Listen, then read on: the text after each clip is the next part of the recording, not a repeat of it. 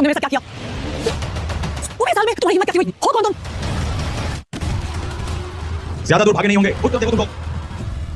संजय के हाथ में गोली लगी थी। वो और अभिनव रात के अंधेरे में एक पतली सी गली में छुपे हुए थे। मेरी बात सुन, यहाँ से भाग जाओ, वरना ये लोग तुझे भी मार डालेंगे। बाहर सड़क पर उनकी गाड़ी खड़ी थी और उसी गाड़ी के पास खड़ा था राणा, जिसने संजय को गोली मारी थी। नहीं पापा, मैं आपको छोड़ के नहीं जाऊंगा। जिद मत कर अभिनव। बेटा देख, मैं तो अपनी जिंदगी जी चुका हूँ। अब जो भी करना है तुम्हें करना है, सब कुछ तुम्हें संभालना है। और मेरी बात सुन, एक बार यहाँ से जाए, उसके बाद दोबारा मुड़ के मत देखना, ठीक है?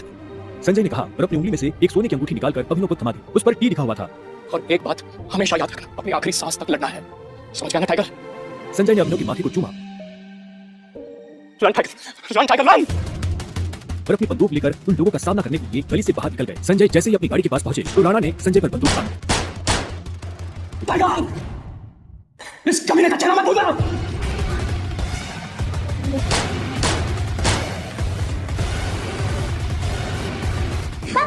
अभिनव चिल्लाया और अचानक से उसकी नींद खुल गई। पसीने में तरबतर अभिनव अपने बिस्तर पर उठकर बैठ गया और गहरी सांसें लेने लगा। 18 साल, पिछले 18 सालों से ये सपना इसी तरह से अभिनव को परेशान कर रहा था। अभिनव ने पहले अपनी उंगली में पहनी उस अंगूठी को देखा और फिर बाथरूम की तरफ बढ़ने लगा।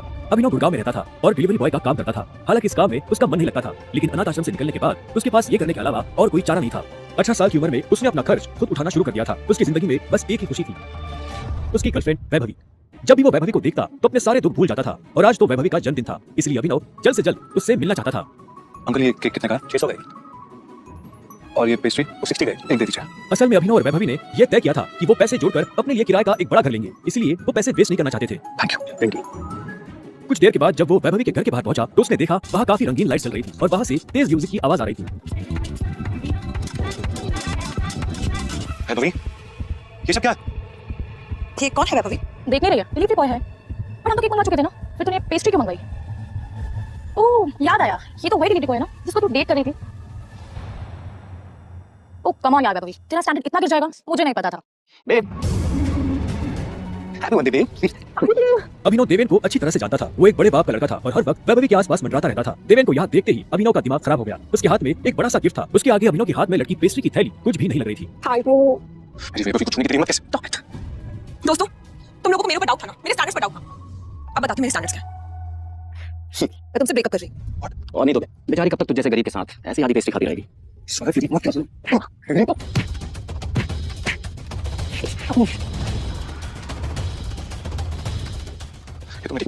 और अभिनव वहाँ से निकल गया। वो उन दोनों की शक्ल अब और नहीं देखना चाहता था। उसकी आंखों में आंसू थे और उसका दिल बुरी तरह टूट चुका था। हर घूंट के साथ उसकी आंखों के सामने वो दृश्य आ रहा था जिसमें देवेन वैभवी के गालों को चूम रहा था।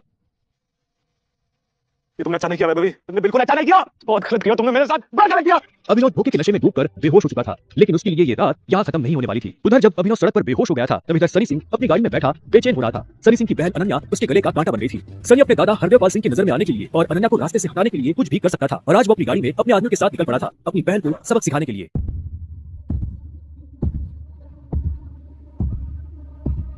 जल्दी करो, गाड़ी में डालो इसे। सुबह होने से पहले हमने इसको अनन्या कमरे में डाला, तो ऐसा मतलब दोबारा निकलेगा। सनी के आदमी अभिनव को उठाकर सीधा रूम नंबर 409 में घुस गए। उन्होंने अभिनव को बहुत आहिस्ते से उस बिस्तर पर लेटा दिया। वहाँ पहले से सनी की बहन अनन्या सोई हुई थी। सुबह जब अभिनव ने करवट बदली तो उसका हाथ एक नरम हाथ से टकरा गया। अभिनव की नींद टूटी और उसने देखा कि वो एक अनजान लड़की के बगल में लेटा हुआ था।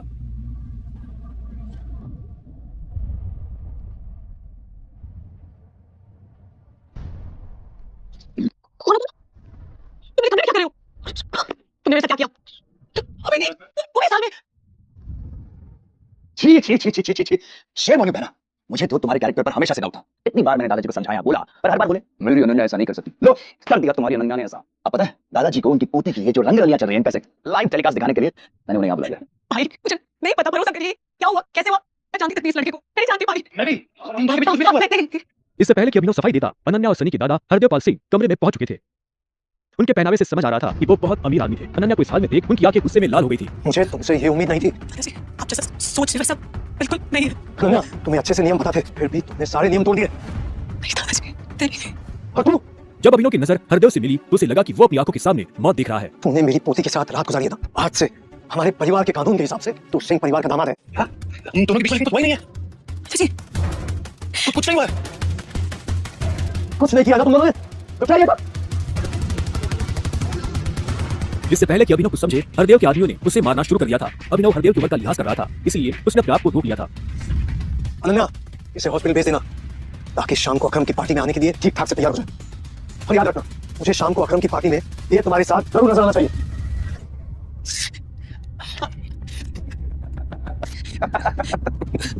क्यों मेरी जिंदगी बर्बाद कर दी तुमने? क्यों? अभिनव के पास इस सवाल का कोई जवाब नहीं था। वहां जाकर अभिनव शाम को होने वाली पार्टी के लिए तैयार होने लगा। उसे हरदेव और उसके आदमियों का डर नहीं था। वो जानता था कि अनन्या पहले से काफी मुश्किल में थी और वो अपनी वजह से उसकी मुश्किलें और नहीं बढ़ाना चाहता था। अभिनव के पास ले देकर सिर्फ एक ब्लेजर था, वो भी उसके पापा का। वो जगह जगह से फटा और उधरा हुआ था, लेकिन जब अभिनव ने उसे पहना तो उसकी खूबसूरती ने ब्लेजर की सारी कमियां ढक दी। अभिनव का अंदाजा सही था, अनन्या का घर काफी बड़ा था। वो एक अमीर परिवार की लड़की थी। जितना अभिनव महीने का कमाता था, उतने की अनन्या ने सैंडल्स पहनी हुई थी। अनन्या की आंखों में दिख रहा था कि वो अभिनव से कितनी नफरत करती थी। अभिनव भी पार्टी में इतने बड़े लोगों के बीच जाने से घबरा रहा था। उसी घबराहट में उसने कब अपने पापा की अंगूठी को उंगली में गोल गोल घुमाना शुरू कर दिया, उसे पता ही नहीं चला। सॉरी पर ये अंगूठी मेरा सब कुछ है। अकरम का घर किले जैसा था, जिसके चारों तरफ बाउंसर्स बंदूकें लिए खड़े थे। जैसे ही अनन्या और अभिनव अंदर आए तो इतने में उसकी नजर देवेन से टकरा गई।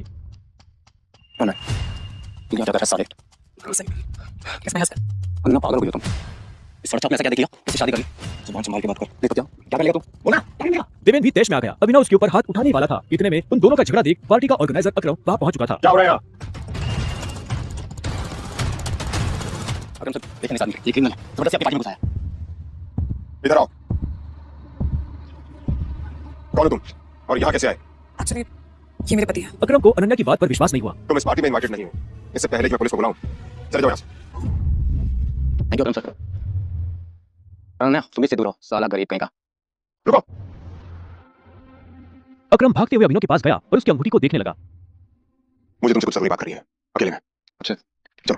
अकरम ने कहा और अभिनव का हाथ पकड़कर उसे अपने साथ अंदर ले जाने लगा। अनन्या, देवेन, सनी और पार्टी में मौजूद बाकी लोग ये देख हैरान हो गए थे। कुछ देर बाद जब वो अकरम के कमरे में पहुंच गए तो अकरम ने दरवाजा बंद किया और अभिनव के पास आकर बोला, मैं तुम्हारी ये अंगूठी देखना चाहता। क्यों? करो बात, मैं ऐसे मांगने वाला नहीं हूँ। बस मुझे सब कुछ देखना है, प्लीज।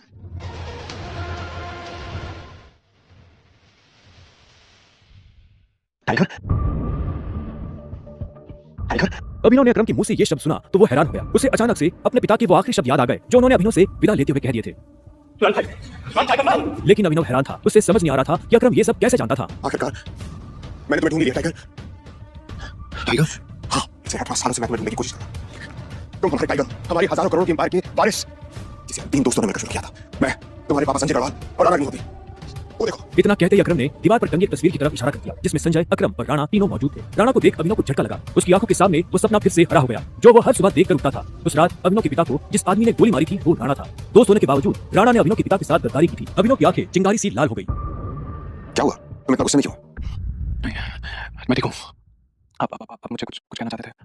हाँ, तो मैं तुम्हें हमारी कंपनी द माफिया किंग के बारे में कुछ बताने वाला था, जिसे हम 3 दोस्तों ने मिलकर किया था। द माफिया किंग, जिसके नाम से पॉलिटिशियन, सेलिब्रिटीज, इस देश का सबसे बड़ा आदमी भी कांपता था। लेकिन तुम्हारे पापा के जाने के बाद सब कुछ बिखर गया। और इस दौरान हमारे कई दुश्मन खड़े हो गए, जिसमें सबसे बड़ा दुश्मन है इकबाल शेखावत। वो तुम्हें कई सालों से ढूंढने की कोशिश कर रहा था, तुम्हें मारकर वो हमारा नामो निशान खत्म कर देना चाहता है। फिलहाल द माफिया किंग का सारा काम राणा का बेटा मोंटी संभाल रहा है।